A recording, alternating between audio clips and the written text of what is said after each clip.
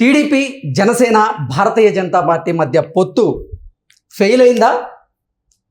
సీట్ల సర్దుబాటు విషయంలోనే పొత్తు ఫెయిల్ అవబోతోందా అంటే అవునని సమాధానం ఇస్తున్నారు కొంతమంది రాజకీయ విశ్లేషకులు.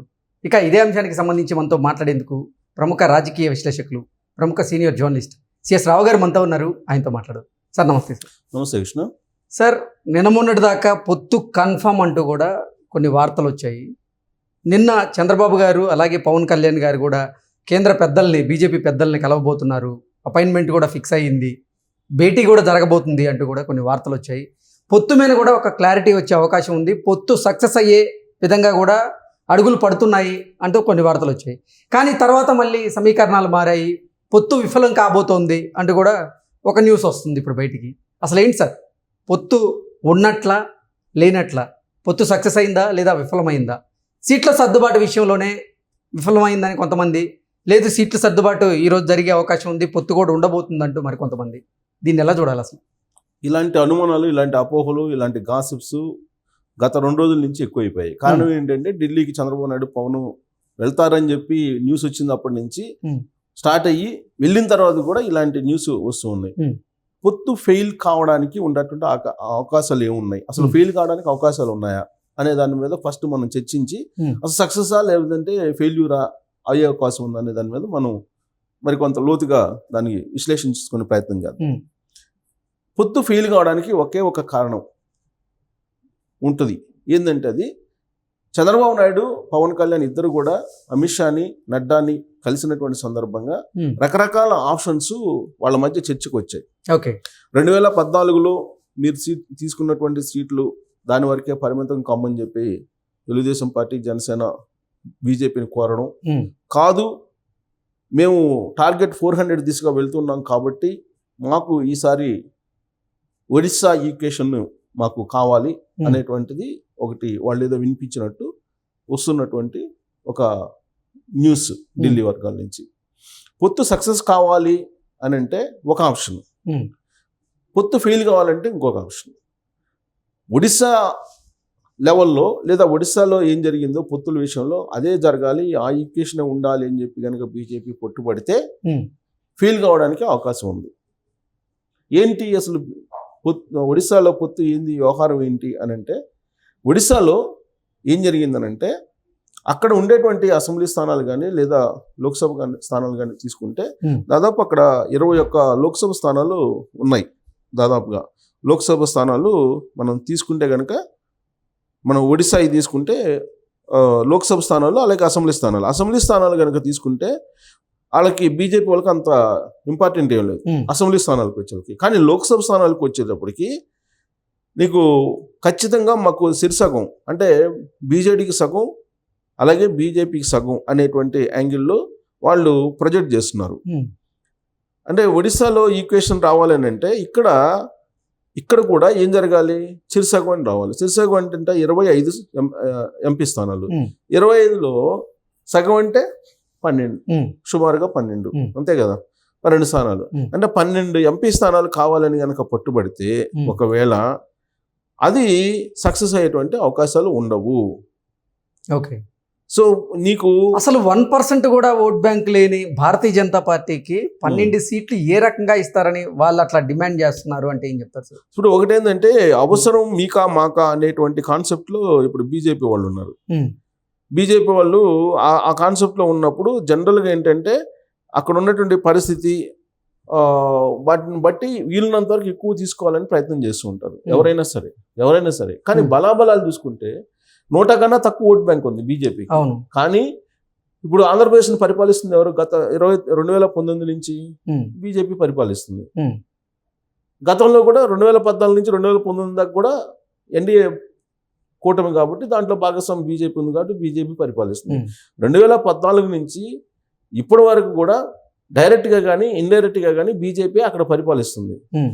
ఆంధ్రప్రదేశ్ పరిస్థితిని కనుక చూస్తే వివిధ రకాల రాజకీయ కారణాలనుకో, ప్రలోభాలనుకో, స్వప్రయోజనాలనుకో, ఏదైనా అనుకోవచ్చు. అటు వైఎస్ఆర్ కాంగ్రెస్ పార్టీ, తెలుగుదేశం పార్టీ రెండు కూడా బీజేపీకి అణిగి పనిచేస్తూ ఉన్నాయి. ఈ రెండు పక్కా ప్రాంతీయ పార్టీలు, బీజేపీతో ఎలాంటి సంబంధం లేదు డైరెక్ట్గా వాస్తవంగా అయితే. కానీ రెండు పార్టీలు బీజేపీ తోటి బీజేపీ నీడన బతకాలని చెప్పేసి ప్రయత్నం చేస్తూ ఉన్నాయి. రెండు పార్టీలు ఎందుకు బీజేపీ తెలుగుదేశం పార్టీ జనసేన పొత్తు అని చెప్పి అనగానే గత నెలలో 7వ తారీఖున అమిత్ షా తోటి చంద్రబాబు నాయుడు భేటీ కావడానికి రెడీ అయిన సందర్భంలో హడావుడిగా ఆంధ్రప్రదేశ్ ముఖ్యమంత్రి జగన్మోహన్ రెడ్డి ఢిల్లీ వెళ్ళిపోయారు. ఢిల్లీ వెళ్ళిపోయి ఆయన ఇచ్చినటువంటి ఆఫర్ ఏంటి, నరేంద్ర మోడీని కలిసి వచ్చినటువంటి న్యూస్ ప్రకారం, అప్పట్లో వచ్చిన న్యూస్ ప్రకారం మీరు పొత్తు పెట్టుకోవద్దు, నేనున్నాను కదా, నేను సపోర్ట్ చేస్తాను మీకు, తెలుగుదేశం పార్టీతో పొత్తు పెట్టుకోవద్దు అని చెప్పి ఆయన ఏదో సూచాయిగా చెప్పారని, దానికి ఆయన రాజకీయపరమైన అంశాలు వినడానికి సిద్ధంగా లేడు నరేంద్ర మోడీ అని అప్పట్లో వచ్చినటువంటి న్యూస్. అసలు ఈయన ముఖ్యమంత్రిగా ఉండి ఢిల్లీ వెళ్ళి రాష్ట్ర ప్రయోజనాల కోసం లేదంటే రాష్ట్రాని కోసం మాట్లాడకుండా తెలుగుదేశం పార్టీతో పొత్తు లేకుండా ఉండడానికి లైజనింగ్ చేసేటువంటి ప్రయత్నం గత నెలలో వెళ్ళి చేశారు కదా. మళ్ళీ వెళ్ళి అదే ప్రయత్నం చేయాలని ప్రయత్నం చేశారు కదా జగన్మోహన్ రెడ్డి. కానీ అపాయింట్మెంట్స్ అక్కడ దొరకలేదు కదా. ఇది నగ్న సత్యం కదా, అందరికీ తెలిసినటువంటి విషయం కదా. కాబట్టి ఈ రెండు పార్టీలు, అటు తెలుగుదేశం కానీ ఇటు జనసేన కానీ, ఇక్కడ పార్టీలు వేరైనప్పటికీ, ప్రాంతీయ పార్టీలు ఇక్కడ బలంగా ఉన్నప్పటికీ బీజేపీ యొక్క నీడ కావాలి, బీజేపీ కనుసన్నల్లో బతుకుతున్నటువంటి పార్టీలు ఇవి గత 5 సంవత్సరాల నుంచి కూడా. కాబట్టి ఇప్పుడు బీజేపీ దాన్ని ఆసరాగా తీసుకుంటుంది. ఒకవేళ తెలుగుదేశం పార్టీ కనుక నేను ఇన్ని ఇవ్వలేను అని చెబితే ఎమ్మడే వైఎస్ఆర్ కాంగ్రెస్ పార్టీని ప్రవేశపెట్టింది. ఓకే, ఇటువైపు ఆప్షన్ బూచిగా చూపిస్తుంది, వైఎస్ఆర్ కాంగ్రెస్ పార్టీని బూచిగా చూపిస్తుంది. నువ్వు కాదంటే ఇతను రెడీగా ఉన్నాడు, జగన్ రెడీగా ఉన్నాడని చెప్తుంది. సో ఆ ఆప్షన్ ఎందుకు ఇవ్వాలని చెప్పేసి వీళ్ళు 2014 కన్నా కూడా ఎక్కువ ఇచ్చేటువంటి ప్రయత్నం చేయడానికి ఆస్కారం ఉంది. 2014లో ఎన్ని ఇచ్చారు? 4 ఎంపీ 13 అసెంబ్లీ ఎమ్మెల్యేలు ఇచ్చారు, అంతే కదా. అంతకన్నా ఇప్పుడు బలం పెరిగిందా అని అంటే వాళ్ళు ఏం చెప్తున్నారు, మేము 2019 నుంచి మేము ఎక్కువగా వర్క్ చేసాము, గ్రౌండ్ లెవెల్లో మా పార్టీ బలపడింది అని చెప్పేసి వాళ్ళు చెబుతున్నారు. అందుకే వాళ్ళు ఏమంటున్నారు అంటే ఎప్పుడైనా బార్గెనింగ్ అనేది పై నుంచి వస్తుంది కిందకి.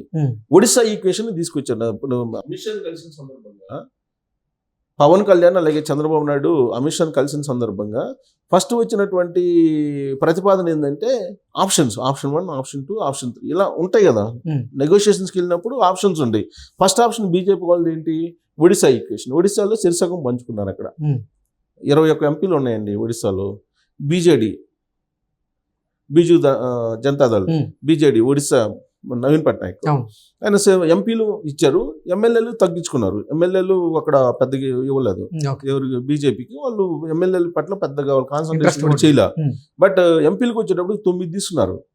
21లో 9 ఎంపీలు తీసుకున్నారు వాళ్ళు, బీజేపీ వాళ్ళు బలం లేకపోయినప్పటికీ కూడా.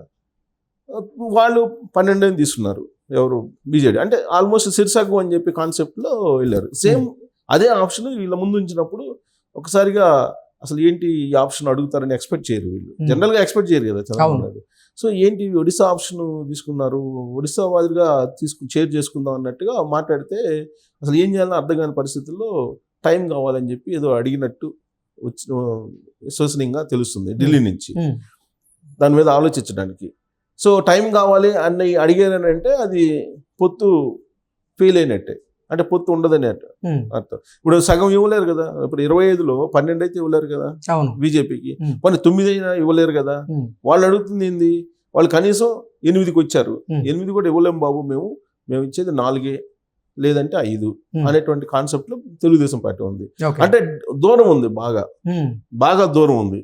కాబట్టి అది ఫెయిల్ అయ్యేటువంటి అవకాశాలు ఉన్నాయని చెప్పేసి ఇప్పుడు ఒడిశా ఈక్వేషన్ ఎప్పుడైతే తీసుకొచ్చారో ఫెయిల్ కావడానికి అవకాశం ఉందనేటువంటిది ఒకటి వినిపిస్తుంది. దాంతో వీళ్ళిద్దరు బయటకు వచ్చేసారు.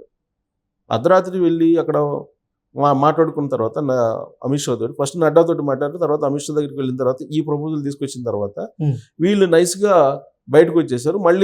ఇవాళ మళ్ళీ ఏదో సమావేశం ఉందంటున్నారు. బట్ ఇవాళ కూడా అనౌన్స్ అయ్యే అవకాశం లేదు, రేపు కూడా అనౌన్స్ అయ్యే అవకాశం లేదు. సుమారుగా నాకు తెలిసి 4-5 రోజులు మళ్ళీ టైం తీసుకున్నటువంటి అవకాశం ఉంది. ఇప్పుడైతే వచ్చే అవకాశం లేదు. బహుశా నేను అనుకోవటం ఈ పొత్తు షేరింగ్ విషయంలో, పొత్తు విషయంలో ఓకే, షేరింగ్ విషయంలో సర్దుబాటు విషయంలో మాత్రం ఇప్పటికిప్పుడు ఇది వగదిగుతుంది, ఇప్పుడే ప్రకటిస్తారు అని చెప్పి మనం చెప్పుకోలేము. పవన్ కళ్యాణ్ చంద్రబాబు నాయుడు ఇద్దరు ఢిల్లీ నుంచి తిరుగుముఖం పడతారు అని చెప్పి మనం ఈ ఒడిశా ప్రతిపాదన వచ్చిన తర్వాత మనం దాన్ని విశ్లేషణ చేసుకోవచ్చు. Okay sir, thank you.